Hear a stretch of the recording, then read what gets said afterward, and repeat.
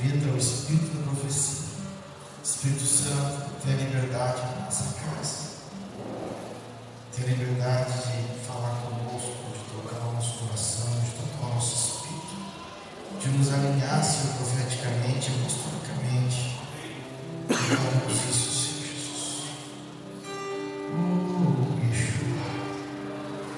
Decandarabas, Oriandarabas.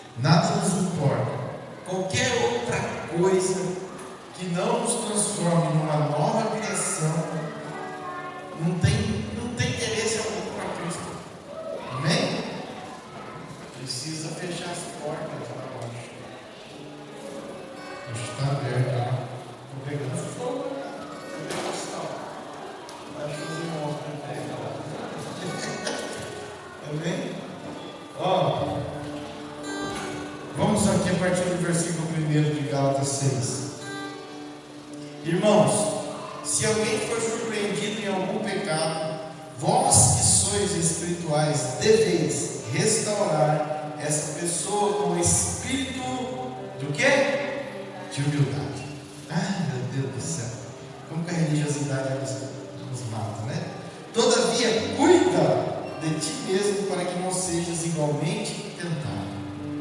Olha que loucura. Já começa batendo na gente aí. Porque a gente, na nossa religiosidade, toda vez que a gente vê alguém em pecado, a primeira coisa que a gente faz é: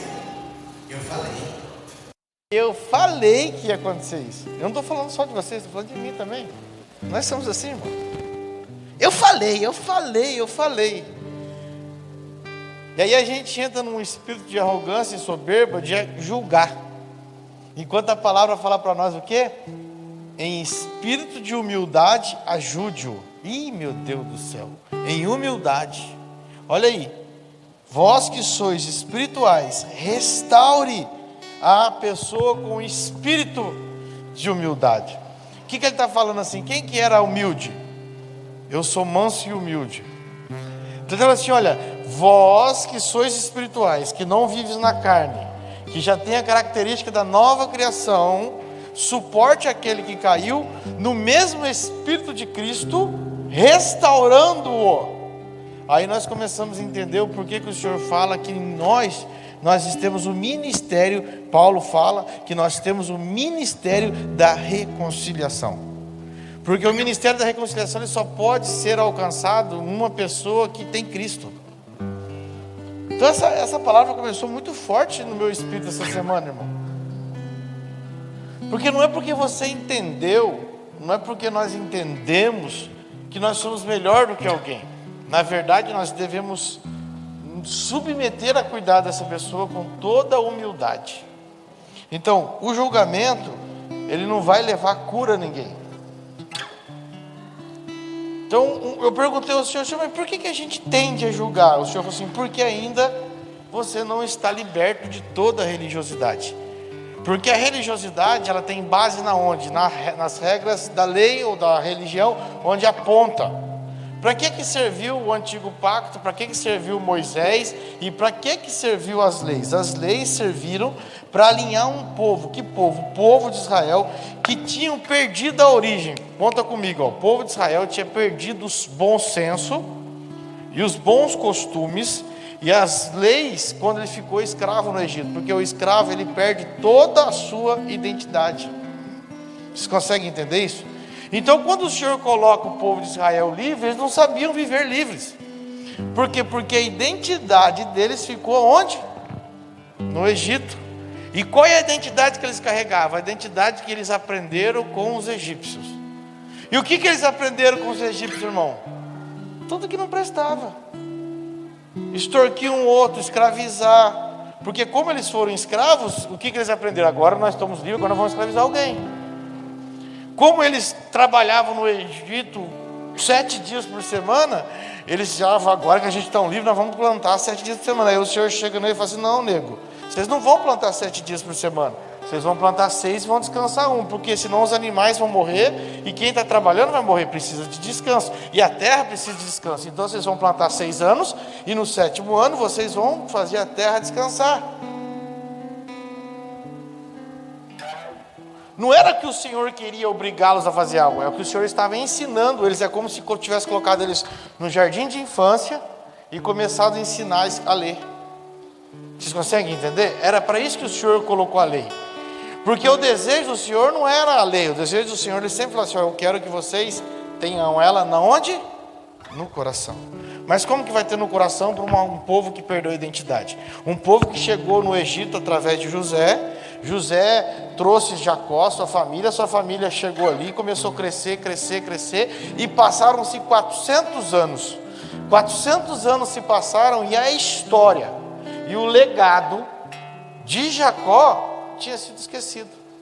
Ou seja, os princípios que Jacó carregava desde Abraão tinham sido esquecidos. Então, nós precisamos entender isso. Quando a gente olha para alguém e começa a falar: eu falei. Ah, não, mas estava escrito. Hoje pode abaixar um pouquinho. Ele está ligeiro comigo, né, Guilherme? Que tem menos pessoas, aí dá mais eco. E aí, o que acontece? Você está no mesmo princípio lá atrás. Porque, deixa eu só fundamentar aqui para o que nós vamos descer, que não quero perder muito tempo aqui não, que eu quero chegar sobre a nova criação. A lei, ela só serviu para educar um povo que não tinha conhecimento, um povo que não tinha noção, vamos dizer assim, eram sem noção, porque os caras saíram do Egito, que eram escravos, ganharam a liberdade, e quando eles saíram do Egito, todo o povo do Egito deu muito dinheiro para eles. O povo do Egito entendeu que eles eram abençoados, pegaram todos os ouros, todas as pratas, pegaram tudo e deram para eles, e abençoaram. Eles saíram ricos do Egito, eles não saíram pobres, irmão. Eles paravam num lugar, o Senhor fazia o mar abrir. Eles iam para um outro lugar, o Senhor mandava carne para eles comer, mandava pão, a padaria vinha todo dia para eles. E os caras eram noiados, tendo todo esse ambiente de manifestação de Deus, ainda eram noiados. Os caras só murmuravam, só reclamavam. Os caras eram tão noiados que eles tiravam qualquer líder do sério. Moisés só fez atrapalhada por causa que o povo tirava ele do sério. Moisés não herdou a terra prometida por causa da atrapalhada do povo. Porque não adianta Moisés falar assim: Senhor, o povo podia ser ignorante, mas Moisés não era. Moisés já tinha ouvido o Senhor falar lá no altar face a face. Moisés já tinha conhecido o plano de Deus todinho. Moisés já tinha recebido a revelação do Gênesis. Moisés não era ignorante. Por isso que o Senhor não leva em consideração algumas coisas no tempo da nossa ignorância, irmão. Mas quando a gente está ciente, aí Ele cobra pesado. Por isso que Moisés falou: não, Moisés, você teve a revelação do Gênesis, você tem a revelação do meu plano de salvação, você tem a revelação do que eu vou fazer com esse povo, e você pisou na bola. Não vou dar terra para você. Você vai vir aqui comigo, vai morar comigo, mas a terra você não vai herdar, não pode, não dá.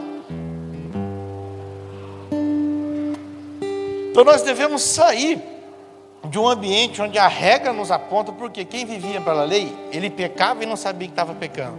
Como que ele sabia que estava pecando? Quando alguém acusava. Olha ali, está pecando. Como está pecando? Aí eles pegavam a lei e ele, descumpriu esse artigo da lei. Aí ele se tornava um pecador.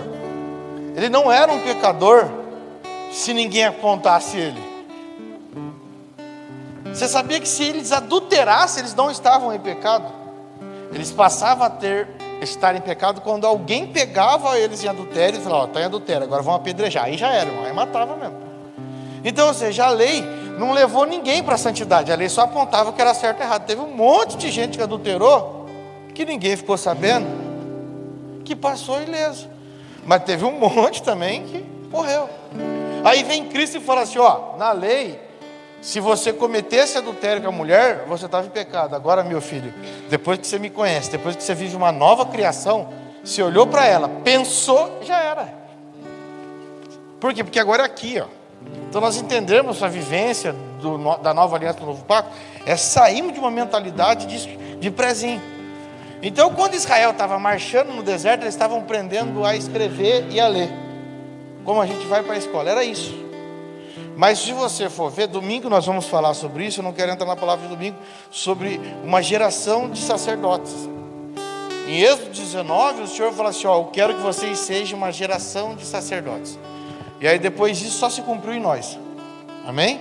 Só se cumpriu depois de Cristo. Então domingo a gente entra nesse detalhe aí, não vamos para esse detalhe.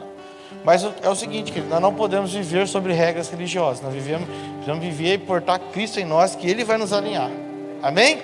Versículo 2: levai as cargas pesadas um dos outros, e assim estareis cumprindo a lei de Cristo. Por que ele fala, levai as cargas pesadas um dos outros, e assim estáis cumprindo a lei de Cristo? Querido, porque no reino de Deus não tem espaço para o individualismo. No reino de Deus, já começou desde a fundação do mundo, façamos nós. Deus não chegou assim, haja, e falou para os dois, fica olhando que eu vou assistir. Não, vamos lá, façamos nós. E quando ele fala haja, eram os três em unidade falando, em concordância. Deus não chegou assim, eu vou criar os céus, eu vou criar a terra. Ele falou assim, vamos e façamos o homem a nossa imagem e a nossa semelhança. Então o reino, ele já, desde o princípio da criação, ele trabalha em unidade. Então o reino não tem individualismo. Amém? Então é por isso que eu falo assim, leve as cargas pesadas um dos outros. E se você fizer isso, você cumpre a lei de Cristo. Por isso que quando Cristo chegou para os seus discípulos, ele falou assim, vocês que estão cansados de levar suas cargas pesadas, vinde após mim, que eu vos aliviarei. Por quê? Porque a minha carga é o quê? É leve. E o meu jugo é o quê? Suave.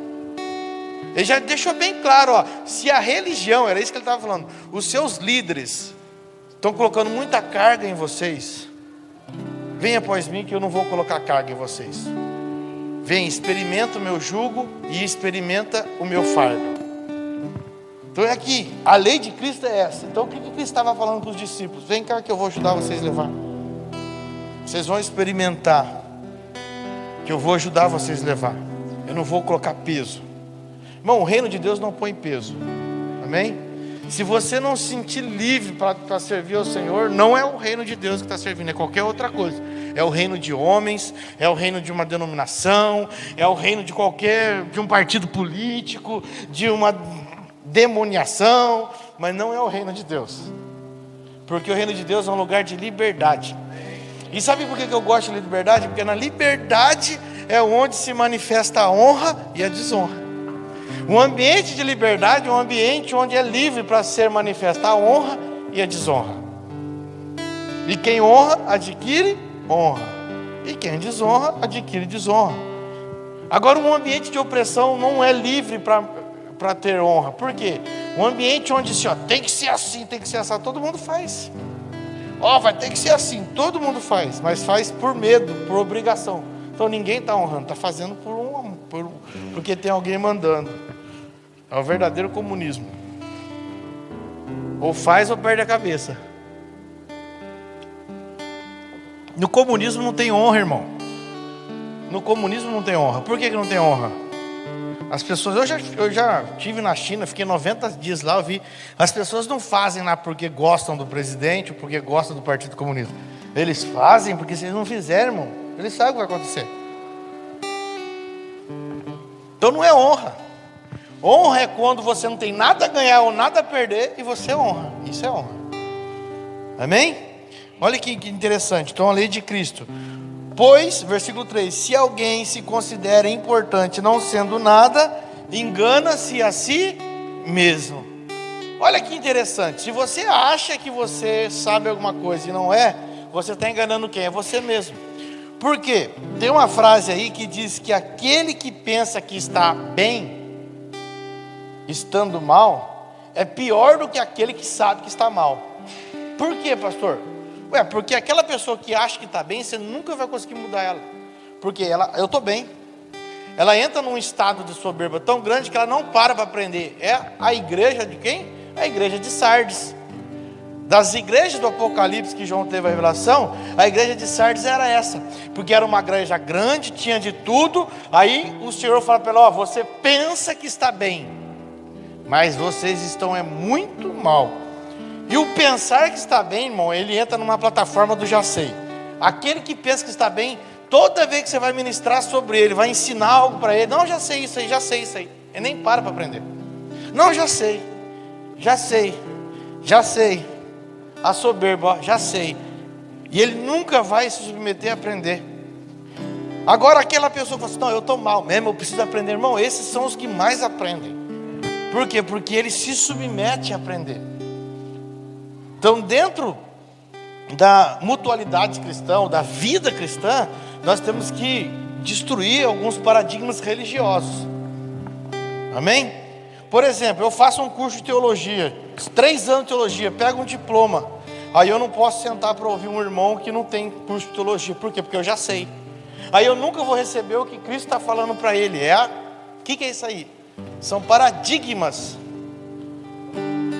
religiosos. Vocês conseguem compreender isso? São paradigmas religiosos. Não, eu sei mais, eu não vou aprender. Aí, aonde a pessoa chega? Ela vai, não vou no culto, não, porque eu sei mais que todo mundo. A questão não é o que você sabe, querido.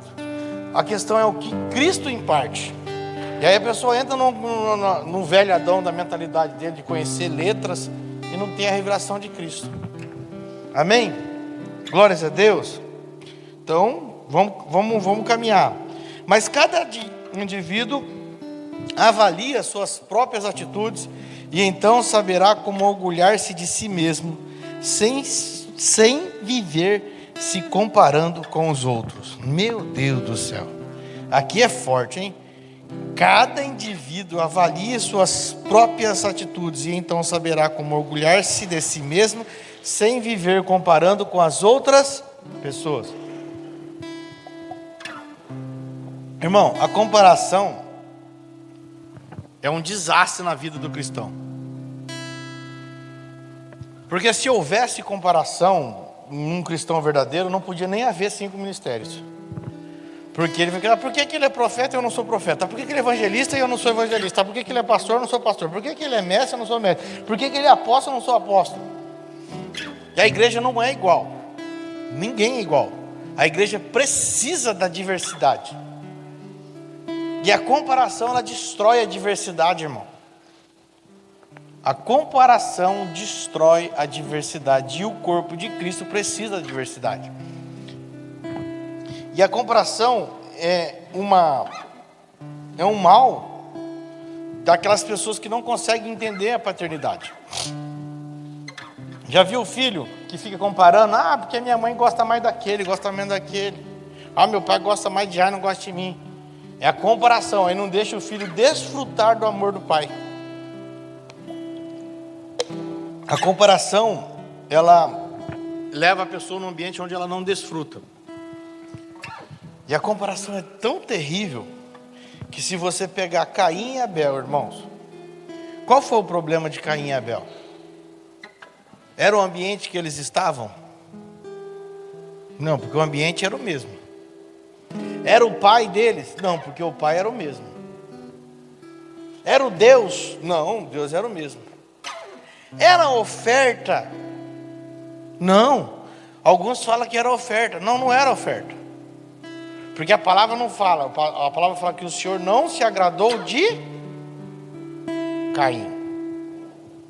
Então o problema, irmão, não era o ambiente. O problema não era o pai. O problema era a comparação. Caim já tinha um espírito de comparação. Por que, meu irmão? Por que o Senhor recebe a oferta do meu irmão e não recebe a minha? Em vez de ele querer aprender, ele fala assim: Senhor, me ensina, o que eu estou pisando na bola? O que Caim faz?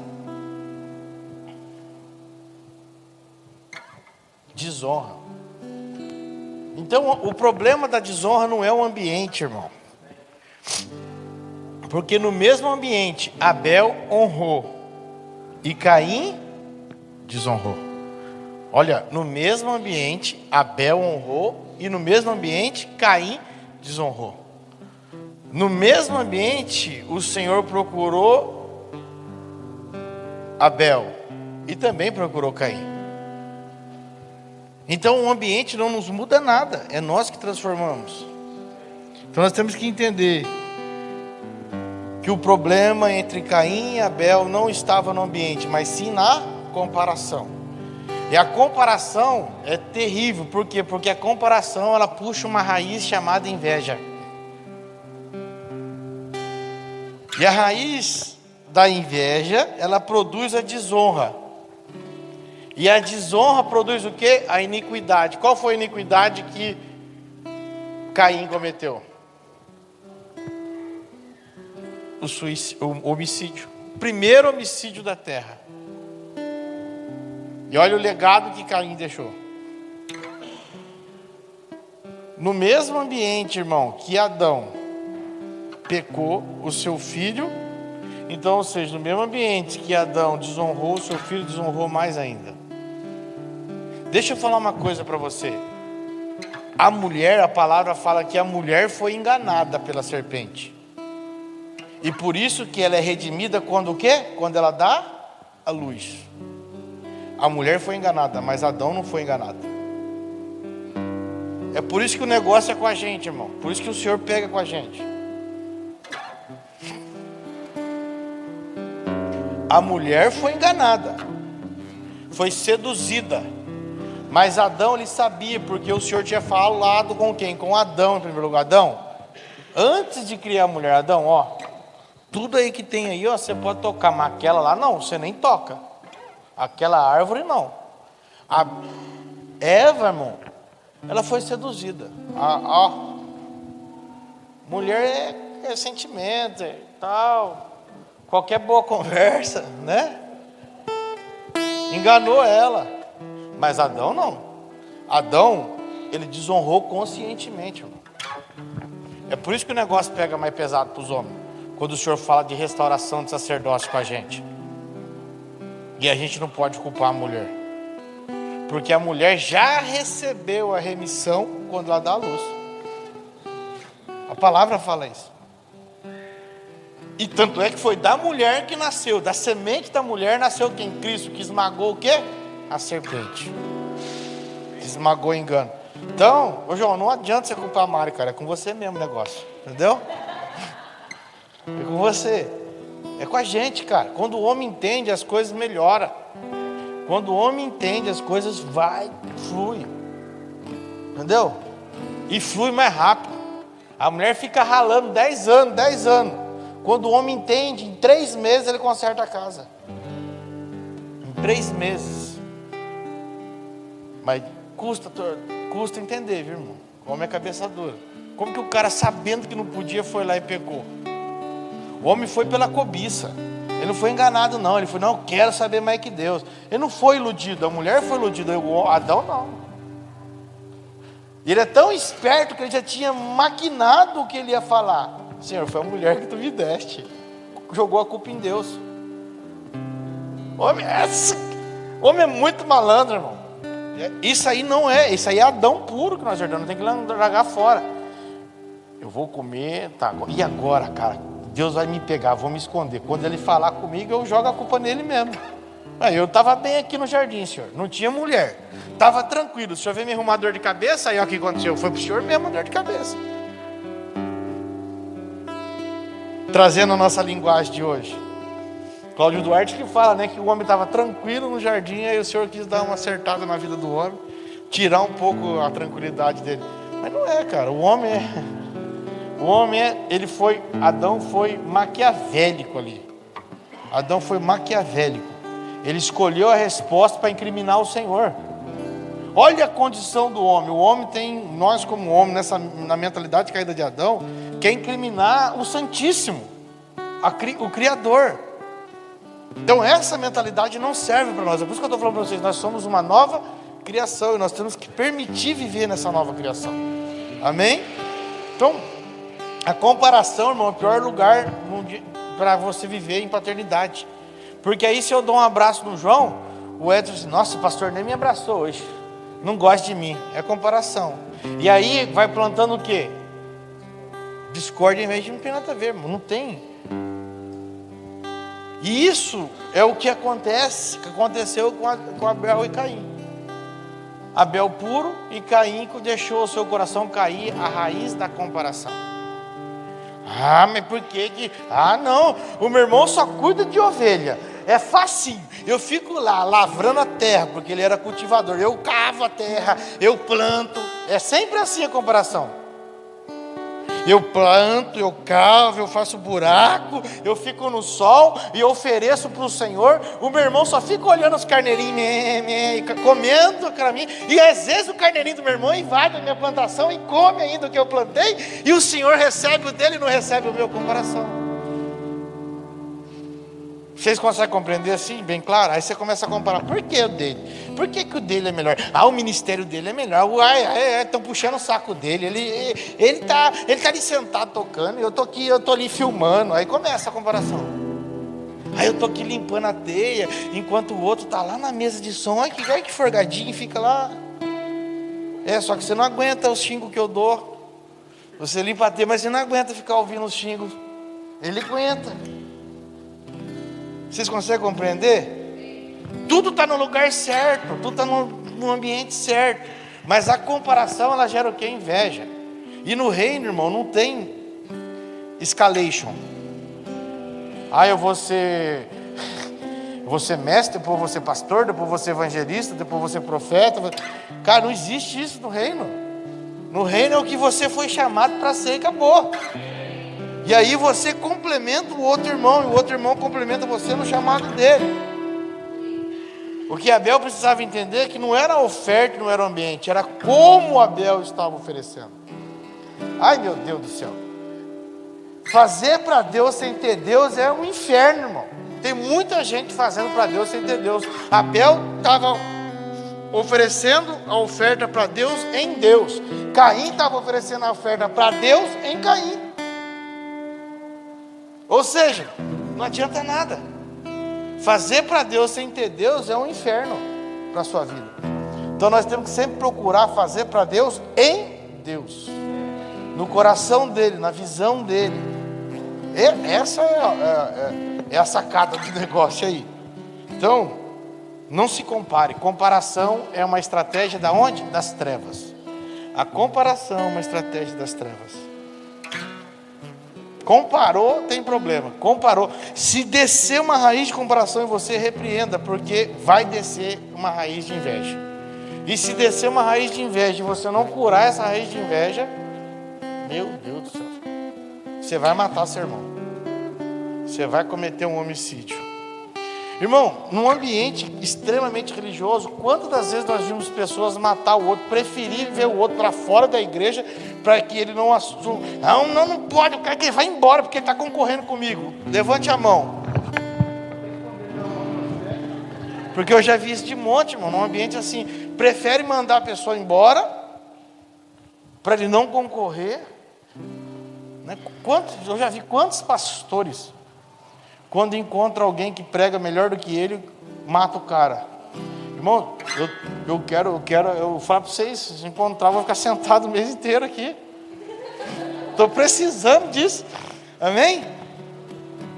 sei que tem bastante filhos, mas não entende que é o crescimento do reino. Quantos consegue compreender? O reino não pode parar, irmão. O reino não vai parar. Então, no mesmo ambiente que um honrou, o outro desonrou. Então, nós temos que ficar atento. Olha qual é o ambiente. Amém? Versículo 6. O que está sendo orientado na palavra deve compartilhar tudo que possui de bom com aquele que instrui. Não vos enganeis. Deus não se permite zombar. Portanto, tudo que o ser humano semear, isso também ele colherá. Amém? Não vou falar para vocês de semente aqui, porque dava para fazer uma oferta para tirar de oferta aqui uma palavra. Mas vou falar do Espírito. Lê o versículo 8. Pois quem semeia para a sua carne, da carne colherá o quê? Ruína. Mas quem semeia para o Espírito, do Espírito colherá o quê? A vida eterna. Aí a gente fala assim, irmão, você já vive a vida eterna. Aí tem gente que fala, não, misericórdia, pastor, eu não morri ainda. Eu falei, é verdade, você não morreu. Você não morreu. Mas eu já vivo a vida eterna. Você já vive a vida eterna. Que isso, pastor? Eu não morri. Filho, isso aqui é só uma carcaça. Você já está vivendo a vida eterna desde quando você foi fundado, desde antes da fundação do mundo.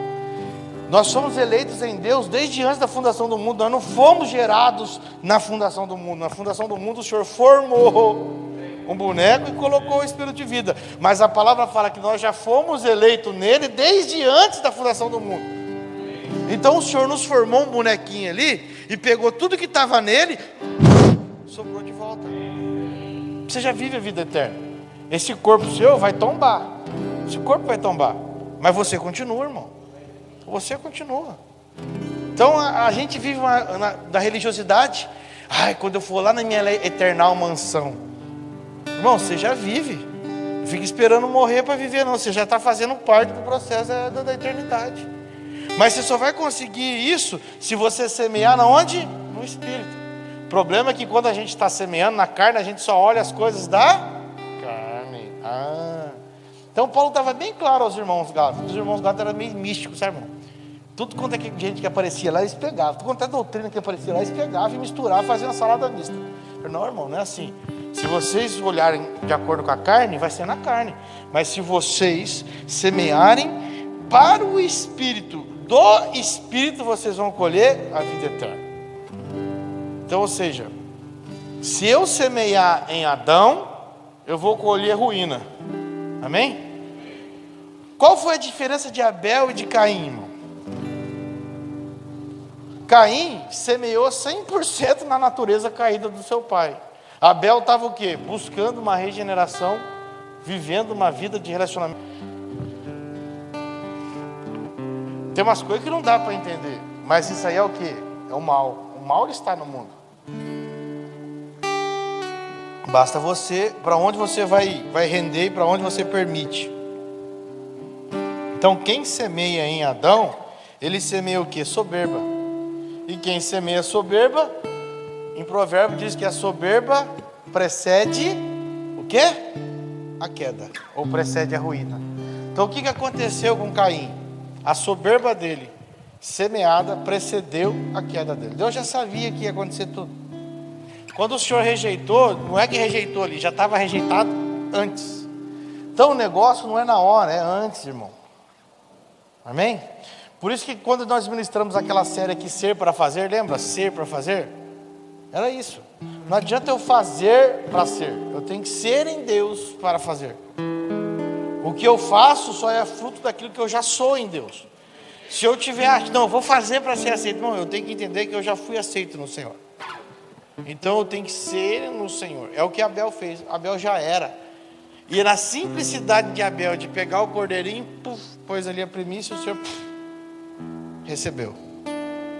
Irmão, tem pessoas que aonde ele chega, o céu abre. E ele não faz nada. Ele só tem uma coisa chamada coração ligado ao coração do Pai, mais nada. Ele é. Ele não é nada, ele não tem fama, ele não tem nada, mas quando ele chega, o céu abre.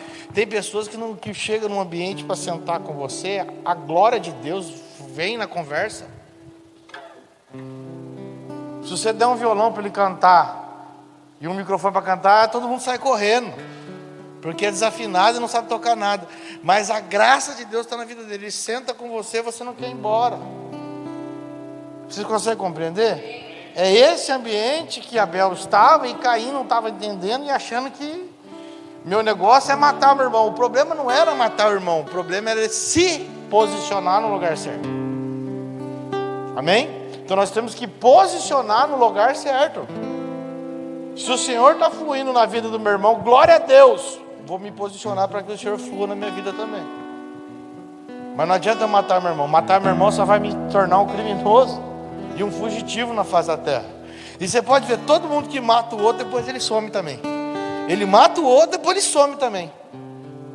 Porque ele está com um crime nas costas, ele tem que sair correndo, senão as pessoas vão prendê-lo, vão corrigi-lo. O que aconteceu com Caim? Sumiu. E o Senhor teve que colocar uma marca. Por quê? Porque ele virou perseguido. E o Senhor teve que falar, quem tocar em Caim vai ser amaldiçoado. Porque os irmãos dele iam matar.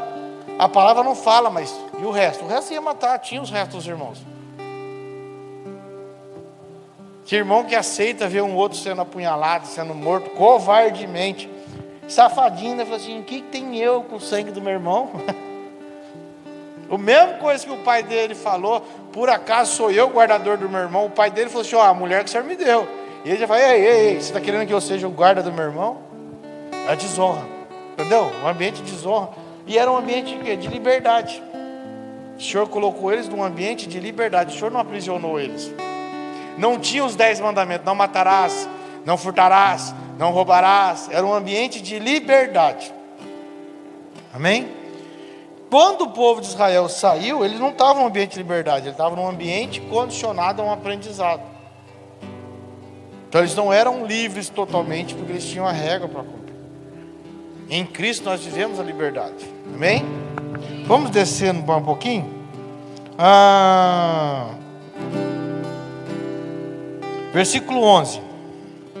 Vede com que grandes letras vos escrevo de próprio punho, aqueles que aspiram ostentação exterior, vos obrigando a fazer circuncisão, agem dessa maneira somente para não serem perseguidos por causa da cruz de Cristo. O que acontecia aqui, irmão? A religião judaica, até os judeus que tinham aceitado Jesus, eles queriam obrigar que os irmãos que aceitassem Jesus, mesmo que não fossem judeus, tinham que circuncidar. Circuncidar era um pacto que o Senhor fez com os judeus, que em Cristo. Mas por que eles queriam fazer isso? Porque eles não queriam ser perseguidos pelos judeus. Porque a religião judaica estava perseguindo todos aqueles que declaravam Cristo como sumo sacerdote, Cristo como Salvador, Cristo como Senhor. Então, quando você circuncidava, você se tornava um membro da religião judaica. Então, você passava ou deixava de ser perseguido. E aí, o que Paulo estava falando aqui, meu querido? Se você quer fazer alguma mudança externa só para sair da perseguição da cruz de Cristo, não vai mudar nada.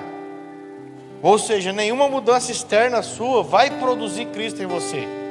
Se você dizer que aceitou Jesus e pede para eles circuncidarem, só para você não ser perseguido, acabou, porque o Evangelho é isso. O Evangelho é cruz, o Evangelho é perseguição, é viver da morte para a vida, mas você vai ter as consequências disso. Então não adianta. Ou seja, irmão, nenhuma mudança externa que você fizer para ser aceito, escreve isso que eu estou falando para você. Qualquer mudança externa que você fazer para ser aceito como um crente, não vai produzir nada em você. Só para ser aceito pelas pessoas, seja você. Não aceite ninguém mudar você, sua roupa, seu estilo, seu jeito de falar, sua maneira de pensar, para poder ser um filho de Deus. Não vai mudar nada, irmão. Isso é só religiosidade. É isso que Paulo falava para o irmão. Se vocês estão circuncidando sem propósito nenhum, vocês estão mudando. E aqui está falando para os irmãos da Galácia, que não eram judeus. Tinha alguns judeus no meio, mas a maioria não era judeu, que estavam se transformando em judeus só para poder agradar os irmãos judeus. Pedro, o apóstolo Pedro amado, lindão, ele era difícil, irmão. Pedro morreu circuncidando os irmãos, sabia? Pedro, quando ele ganhava alguém para Jesus, ele circuncidava. Aí Paulo chegou lá, não dá mais. Ô Pedro, vamos parar com esse negócio, cara. Que hipocrisia é essa? Liberdade. Mas chegou uma hora que Paulo cresceu e falou assim, se Pedro quer continuar se circuncidando, ele que continua. Eu não vou circuncidar ninguém. Não vou brigar o evangelho por isso. Ambos eram amigos. Pedro continuou fazendo aquilo que era da religião judaica, circuncidando e servindo ao Senhor. E Paulo não, ele teve um entendimento, não, eu vou circuncidar os irmãos, nada, eles são livres. Paulo circuncidou Timóteo, sabe por causa do que Paulo circuncidou Timóteo? Porque Timóteo era um ajudador de Paulo. Se Paulo não tivesse circuncidado ele, quando ele chegasse onde estava Pedro e a turma, o pessoal matava ele. Onde estavam os outros apóstolos, matavam ele. Não os apóstolos, a religião judaica que estava impregnada. Então ele circuncidou em proteção. E porque Timóteo era filho de judeu. Agora os irmãos de Éfeso, os irmãos da Galáxia, de Corinto, né, de Roma, Paulo não circuncidou ninguém, ele pregava o evangelho livre. Paulo pregava o que? A circuncisão do coração. O que Paulo falava? O seu coração está com o nosso, está com Cristo. Essa é a circuncisão. Qual é a circuncisão? Que não é mais a regra. Agora a circuncisão é dentro do seu coração, Cristo falando com você o que você deve fazer ou não pela palavra, em amor. Acabou. Então nada externo produz mudança em nós. Amém? Então é por isso que você vir no culto de bermuda não quer dizer que você não é um religioso. Eita! Você vir no culto de boné não quer dizer que você é um religioso. Isso pode ser só uma mudança externa. Porque religiosidade não tem nada a ver com isso, irmão. E também você usar um terno e uma gravata não quer dizer que você é um religioso. Religiosidade está muito além disso. É o que você faz, para que você faz. Amém? Então vamos para o versículo 14. Aí eu quero fechar aqui, nós vamos encerrar. Quanto a mim, no entanto, que eu jamais venha me orgulhar, a não ser na cruz de nosso Senhor Jesus Cristo, por intermédio da qual o mundo já foi crucificado para mim e eu para o mundo. Não há de fato menor valor em ser ou não ser circuncidado. O que realmente importa é ser uma nova criação. O que Paulo está falando, irmãos? Eu ser circuncidado para cumprir a lei judaica, eu vestir a roupa alta, esse aí não tem valor nenhum para mim. Valor nenhum. O maior valor do reino é sermos uma nova criação. Amém? E o que é ser uma nova criação, querido? Já não é Adão mais, é Cristo. Ou seja, o caráter de Cristo em nós. Aquele caráter velho do Adão velho tem que morrer, irmão. É por isso que nós temos que morrer. Tem que morrer. Porque o que importa para nós não é ter nada da reputação de Adão. Adão tem que morrer. O Adão tem que morrer. E quando Adão morre, é o único meio de Cristo ressuscitar. Quando Adão morre. E eu acho tão legal que tudo na Bíblia, irmão, não foi por acaso. Cristo morreu no corpo do velho homem, mas quando ele ressuscitou em qual corpo? O corpo do homem celestial. Ou seja, ele viveu como Adão, cumpriu como Adão, não pecou, morreu e ressuscitou no homem espiritual. De alma vivente, Jesus passou a espírito vivificante. Então esse espírito de Adão não pode nos governar. O espírito do pecado não pode nos governar, o da soberba. Irmão, e o maior espírito que vai nos governar em Adão é a religiosidade. Esse é o maior espírito de Adão que vai nos governar, é a religiosidade. Então nós temos que correr dele. Por quê? Porque não há valor nenhum, irmão. Se a gente for viver regras religiosas, nós vamos ser uma antiga criação. Quem que é a antiga criação? Adão, melhorado.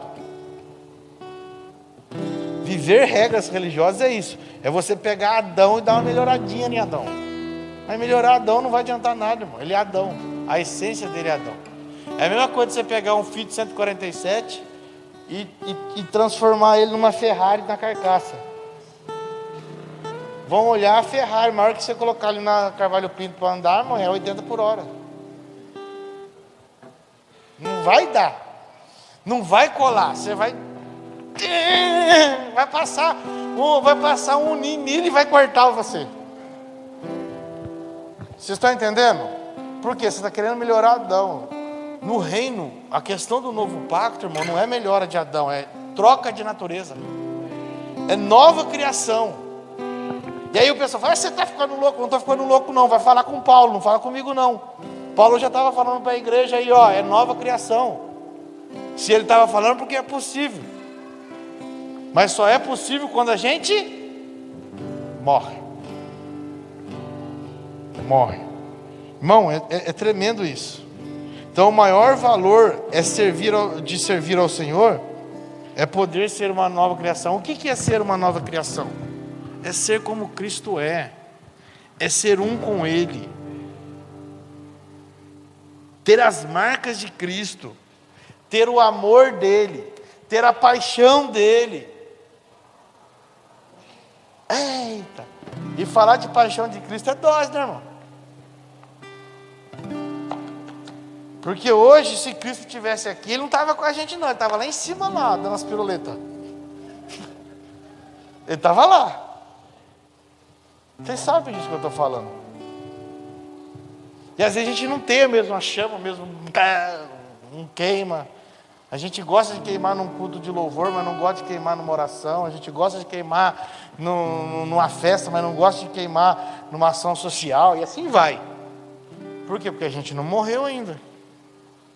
A gente não morreu ainda. E para você fazer parte dessa nova criação, nós temos que morrer. Esse é o caminho. Então a questão do Senhor não é coisa não, é nova criação, irmão. Você tem que sair daqui entendendo assim, cara, então é uma nova criação? É uma nova criação. É uma nova criação. Não é o Alexandre Weimar, é Cristo. Essa nova criação, ela é gerada em Cristo. Amém? Então isso é o nosso orgulho. Cara, eu sei orgulho porque eu tenho título de pastor, porque eu tenho teologia, porque eu tenho mestrado. Isso é tudo Adão melhorado. Agora, nova criação é outra coisa. Eu falo para vocês que eu nasci no berço evangélico. Minha mãe comprou lá na Casa dos Bahia um berço evangélico de madeira de acácia, com letras de ouro escrito assim, berço evangélico. Eu nasci no berço evangélico e eu fui conhecer Cristo faz 6 anos, irmão. Eu já tinha derramado óleo na minha cabeça de pastor já. E eu fui conhecer Cristo em 2012, que eu conheci Cristo de verdade. Que eu ouvi Ele de verdade. E de lá para cá eu estou morrendo. E a cada dia mais eu acho que eu estou bom, aí que eu vejo que eu não estou bom, que falta um monte de coisa para acertar. Aí você vai entendendo de sacerdócio, aí você começa a ficar meio orgulhosinho. Nossa, eu acho que eu já estou bom de sacerdócio. Aí o Senhor vai... Aí sobe o nível. Aí vai subindo o nível. Aí sobe mais um pouco o nível. Aí o Senhor vai só apertando a gente. Essa é a vida que o Senhor quer. Então, tempo, as 3 escolas de teologia que eu fiz, e etc, não serviu para nada, irmão. A não ser para adquirir um conhecimento, mas não serviu para nada na transformação da minha vida. A transformação da minha vida só começou a acontecer quando eu tive um encontro com Cristo de verdade. Quando eu conheci Ele de verdade. E não é vergonha para mim não, irmão, dizer isso. Eu falo para vocês, não é vergonha.